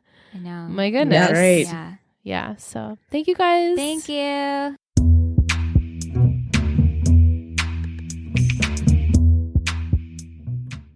Thank you, Carrie and Allison. Thank you, friends. So much fun with them. Always go into some trivia. 7.5 on IMDb. The episode title is based off the movie It Happened One Night. Goofs. Lily says that a Spanish tortilla is known as a frittata in America. Frittata. A frittata. Frittatas are nothing like a tortilla. Frittata are fried egg, beaten cheese, vegetables, meat. Tortilla is a deep fried deep fried potatoes mixed with eggs and onion. Tastes nothing alike. Okay, we didn't need that whole description. And also tortilla. Also, frittatas and tortillas are known by their respective names in the U.S. Anyway, Tish has some deleted scenes for us. Okay. Hit with There us. are a couple of deleted scenes in this episode. There's a scene of Chuck and Raina cuddling in bed, and Chuck tells her stamina is unmatched. Ugh. And she says she might have picked up a thing or two at Wharton, and she gets off the bed and picks up his proposal from the printer and says, I really hope this works out. We can show Daddy just how useful you are. In another one, we see Raina come home to her dad, and she tells him, guess you were right about Chuck, Daddy. And he says, oh, honey, I'm so sorry. And then Raina says, you know how I feel bad for Chuck. I've never had a he's never had a father like you. I'm just glad to have someone show me the right way. And they hug. Oh. Or the right way to conduct business. Right. He's a snake. Yeah. Yeah. But he loves his daughter. He does, of course. You know, so we'll see what happens with that. We sure will. We had some music by Oland, Daniel May, Broken Bells, Alexi Murdoch, Dan Black, Flying Lotus, Wages, and Henry Jackman. Didn't have any headbands yet again. No headbands. They're at the party. There were a lot of people wearing like pins and stuff in their hair, but I was like, is that attached to a headband? It's not a headband. It's not a headband. No. But I like Serena's gray sweater with the sequins. Yeah, I liked Blair's gold blazer. Yes, Jess also liked that.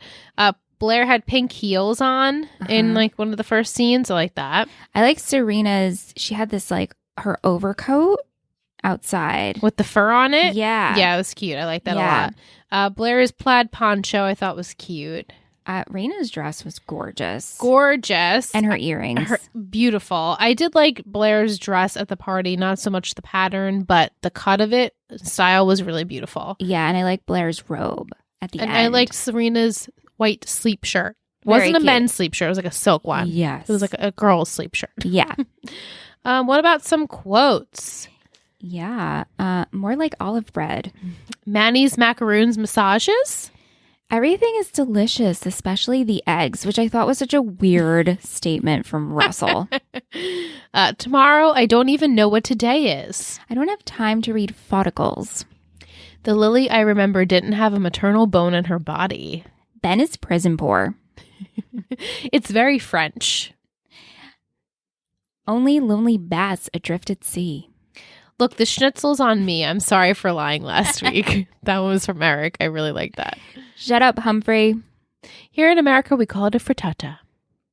That's all. Yes. MVP and shittiest? Yeah. You have yours solidified? I have my MVP solidified. Okay. Yeah. 3, 2, 1, Howie. Oh! You know what? She says Howie. I just got to give it to the captain. Good for him. He redeemed himself with Nate. He was going to resign. He was. And even though this is really shady, he's there to help out. I'm laughing as I say it because the whole card situation is like, here, use my card, get all the passwords, take them down. Yeah. Listen, okay. He came through for his sons. Yes. You know? And he chose the right team, I think. So he did, yeah. I picked Padge just because I felt like as much as he was weirdly stalking people, he was there for Blair. Yeah. And he was concerned. He did follow up with her. How are you feeling about this? So I did choose him. Mike and Will both picked Sag, not together, but separately. Serena for helping out Blair, even though she didn't really realize it was going to hurt her, and Dan for helping out Blair as well, pretty much. Blair was chosen by Audrey Ann Marie and Vic, and Pear as the couple. Well, not couple, but Jess chose them. Blair is an MVP, huh? Blair is an MVP by Audrey Ann Marie and Vic. Okay. Yeah. Okay. Shittiest? Yeah. Yeah. Yeah. I do actually have a blue ribbon. Okay. Yeah. I'm going to have a blue ribbon too. Let's see if ours is the same. Yeah. Ready? Yep. 3, 2, 1, Chuck.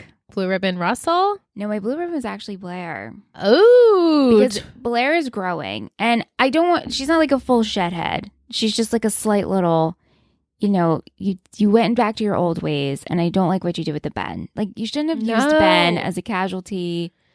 Uncalled for. Like she was trying to just get back at Serena, but she really was sabotaging her. Yeah. And her relationship. Right. And outing him. Just like, that's not right. No, it's not right. You can sabotage Serena, but don't involve other people in that. Right. That's what I didn't like about that. I didn't like that either. And then she quickly was like, oh, she sorry. did flip, yeah. And that's the thing is, like, Blair, you can tell is growing because it's becoming around faster. Very quickly, yeah. She's not holding the grudges. Right. Yeah, I agreed to that. I picked Russell just because, like, whoa, you are a shit star, man. You have no care in the world about these people. I mean, why would you? But yeah, he did pretty much sway Chuck to call Lily, but Chuck ultimately made the decision himself. He did, and what's sad is, like, Chuck believed him over. Right. And then so much as to say, like, oh, the adoption was a business transaction. You're just a socialite. I wouldn't want you being a part of the company. Why? And, like, Russell didn't even say any of that to Chuck. Like, can't have her. She's a liability. He didn't even say any of that. Chuck just kind of made it up himself. Right. So that was like, wow, that's really shitty and, like, hurtful for Lily. Of course it is. Even though I'm sure she'll turn around and be like, you know. Well, like we said, I said it like twice now. Lily might have done something she probably similar would have done from it. She a business understands. sense, but still, it was shitty. It was shitty, yeah. And Jess picked Lily, actually, for her shittiest. Will, Mike, and Mal all picked Chuck. Mm-hmm. Okay, so time for Betty of the Week. Yes.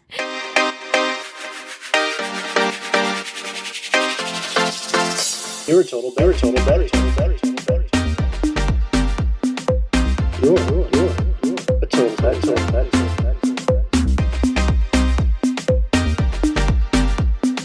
You're a total Betty.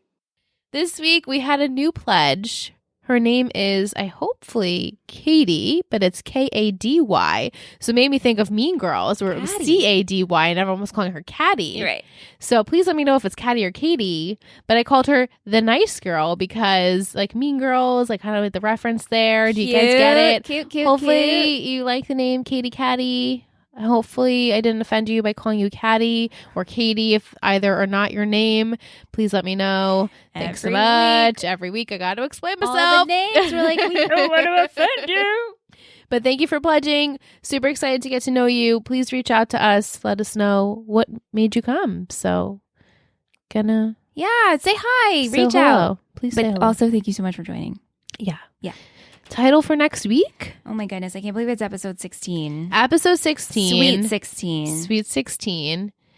Funny enough, there is a birthday in next week's episode. Not a 16th birthday, but a birthday. That's not one of my 3 gossip words, but I just give you a little tease. Okay. The title is While You Weren't Sleeping. It makes sense now that I've watched it. And my 3 gossip words are 3 gossip words. Tension, distraction, overwhelmed. Okay. So I think Eric's going to be very overwhelmed with this Damien situation. Damien's in this episode is what I'm taking it as. He is. So it's somebody's birthday. Is it? You're like, I'm not going to tell you that. I'll confirm whose birthday it is if you want me to. If you guess it, I guess. Is it a kid birthday or an adult birthday? A kid birthday. It's obviously not Blair's. Right. Because hers is in Is it a big part of the episode? Like, it's a birthday party? Not really, unfortunately. Okay. All right. So I think Eric's going to be overwhelmed with the Damien situation. I'm hoping Eric is either going to go to Padge or Serena, and maybe Serena, Padge, and Ben to help with the Damien situation. And somehow they're going to come up with a distraction. Mm-hmm. And then Tension is going to have to deal with Chuck because everyone in his life, there's tension with Lily, there's tension with Raina, there's tension with Thorpe, there's tension everywhere. And so I hope we get to see Chuck and Nate go into Thorpe and disguise themselves and get some passwords and stuff. Mm-hmm. Yeah. What about overwhelmed? Yeah, I think it's Eric. Eric's going to be right. overwhelmed. Yeah. And so they're going to, and maybe distraction also has to deal with distracting someone at Thorpe so they can get into the building and get all the goods and the information. And how birthday gets in there, I'm not too sure whose birthday it is. And maybe we'll just be like, oh, it's your birthday. And that's it. Yeah, it's like brushed over a little bit. There is a party, but like the purpose of being a birthday is not really there. It's not part of, it's not a main focus. It's not. Okay. But I like where your predictions are headed. Thank you. These were very vague words, as they generally are, and they could work with pretty much any of the characters at this point. That's how I think it usually goes. Yes, definitely. Yeah. And next week, we're going to have Alyssa from Best Forevers and Fidelitas podcast. Ooh. So super excited to have her on, get her hot take on the episode. I think it's pretty good. I think it's a good one. So good. I'm excited for some things to come to light. Yeah. And maybe some people will be shipped off. Okay. I like some places. It. Nice. That's next week we get some shipped off. Yeah, actually, maybe that was a premature one. No, But she's getting me excited. yeah. But until next week with that, what about an emoji this week? I was thinking maybe like that heart with the note, like a love letter thing. Was that what it is? It's a letter with a heart, like us. Like for a Valentine's Day. That's cute. Thing. I like that. Yeah, send us that. Send us that. If you'd like to put it in your title for your review on iTunes, we would really appreciate that. And while you're there, there's stars. There's stars. You don't have to, you just click all the way to the end, and which is 5. So fun. It's you so just easy. Go 1, oh my God, 2, there it is. 3, oh wow, 4, oh I'm getting excited. 5, I'm there. And 5, and then stars. It submits and it goes, thank you for your feedback. Yeah. And if you'd like to write a little review there would be great, because we love reading them. We love getting your take on the show, what you're enjoying, what you'd love to see more of. We are here for it. So please, if we haven't annoyed you enough about it, please consider writing us a rating and review on iTunes. And if you have already, hey, screenshot it. I want to see that you've done it. Screenshot us your review and send it to us. Maybe you'll get a sticker in the mail. Yeah. If we see that you have sent it. So let's do something fun for the month of May. It's also our anniversary month. It is. Happy anniversary. Happy anniversary. It's our network anniversary. So maybe we'll do something special like that. You heard it here first. So if you've gotten this far in the episode, now you know to send us your review. And if you haven't wrote one, well, here's your chance. Yeah, so some fun things. Send us your review. Maybe you'll get a sticker. And we also launched a little fun pear shirt. We did. We launched a pear shirt and a pear tote. Yeah.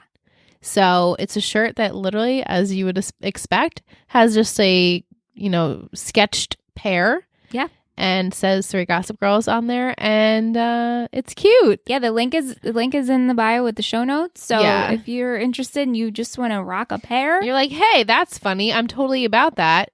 It's available for purchase now. If you for you. It's there for you. Yeah.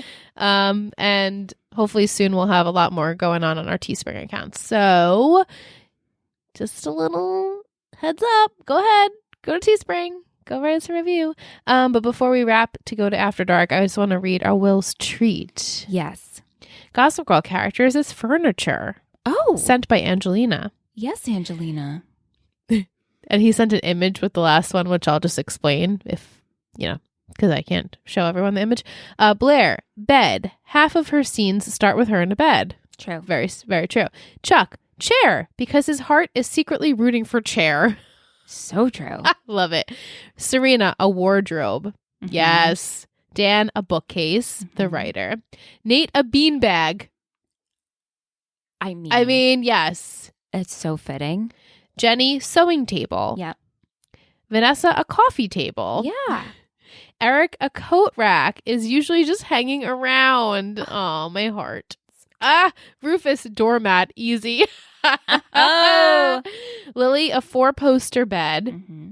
and Bart the small storage bench at the end of the bed, and he sent a gif of Michael Scott and his bed in the dinner party episode where he's laying on the little part of the bed, the foot of the bed. So if you don't know what I'm talking about, definitely go find it because it's really funny. I love that episode so much. Yeah, Dinner Party is a classic. Yeah. Classic episode. So good. Those were fantastic, Will. Thank you. And Amazing. Angelina. Great. Great suggestion. So great follow through as always, Will. I look forward to reading these every single week. Yeah, and if you're wondering how can I submit a Will's treat, also the link is in the show notes. Yeah, if you just head to the show notes, there's so much jam-packed information in there. So goodies. Anything you could ever want to know about Total Buddy Media, just head over there. Yeah. So, time to go into After Dark. You know you love us. XOXO. Gossip Girls.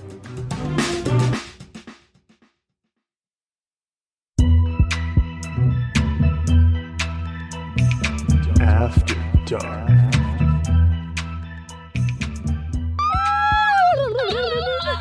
Turkey. That's what, by the way, that's what Michelle's cat sounds like when she's eating. No, it's more like,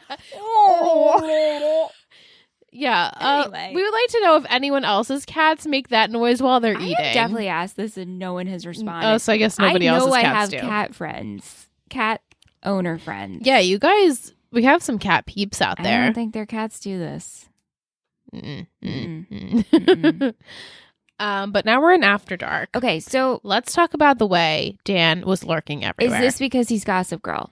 Right? I said that, is this the moment they decided he was Gossip Girl? Let's make him lurk. What about the weird ass tracking situation? What is that about? How is that possible? I guess if you're signed in, you have an account, then you're automatically linked, and which is scary shit. First of all, also like good job, Padge, and the forums and the network setting this up. Right? You need a real techie person to do this stuff. I want to know how this operation's going down.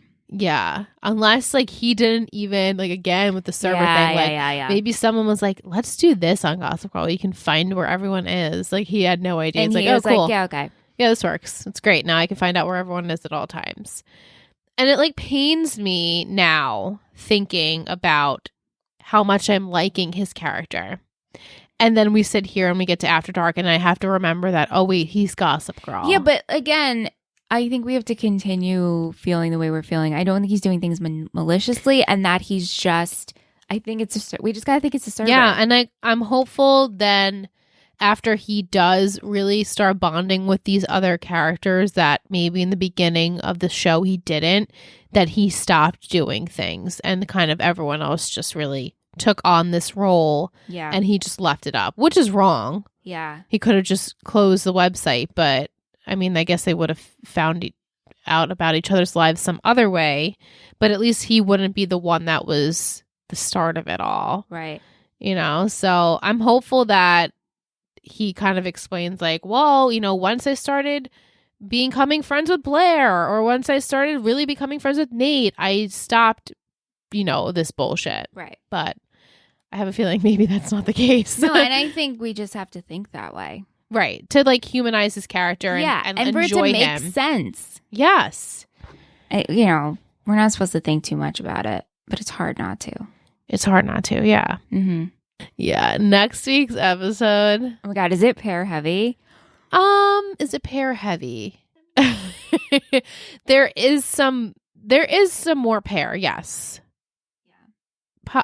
Positivity pair. A positive pair. Okay, so we're back to like the ripe good pair. Yeah, like really I rotten. think she's kind of over being mad at him or kind of like over being like, I can't be seen with Dan Humphrey, you know? A friend. So it's nice to see what happens next week with that. Good. And then we kind of also get some more information about Thorpe and why he has his vendetta. Which I figured I would have to come soon. So it just has to be a server. And that's it. Although, again, once you know he's Gossip Girl, you're like, today with the lurking, you're like, this all makes sense. Makes sense. Especially like it was maybe the Blair was it was okay, because he wanted just to see what she was doing. But like to watch Chuck and Raina was weird. That was really weird. It just felt so out of place to put his character. Do you think also, I feel like maybe this episode was they were trying to mess with us a tiny bit to have him experience Chuck and Raina, and then for him to notice how he would know Blair would react, to be there for Blair. And they had that hand moment. It is a Valentine's Day episode. And then for Serena to be like, who is it? Your secret admirer. And then they end up talking on the phone for the night. Right. So it tricks us a little bit. Like, oh, this is a cute what could be. But they're really just going to be friends. Yeah. Well, we'll see. Yeah, we will see. Yeah, next week is good. I'm excited to speak with Alyssa about everything. Get her take. Two Alyssas and a Michelle. The new podcast name for next week. Yeah. Two Alyssas and a Michelle. Yeah. But yeah, so stay tuned to that next week. And send us those emojis. Send us those reviews. Please. And we'll see you on the flip side. Bye. Thank you so much for listening to 3 Gossip Girls. You can find us on all social media platforms at 3 Gossip Girls Pod or at 3gossipgirlspod@gmail.com. This has been a Total Betty Media podcast, produced and edited by Michelle Rubenstein and Alyssa Tenio, music by Anthony Vicora.